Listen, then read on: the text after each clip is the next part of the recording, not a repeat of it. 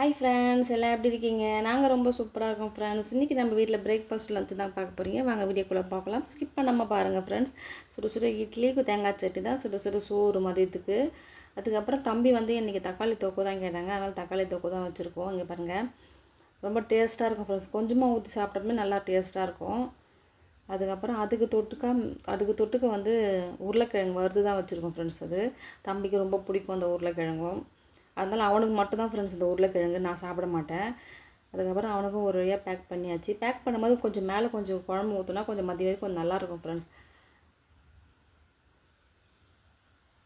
அப்புறம் அவனுக்கு 5 பீஸ் வச்சுருக்கேன். மதியத்துக்கும் அவனுக்கு எல்லாமே அவனுக்கு வச்சுட்டேன்.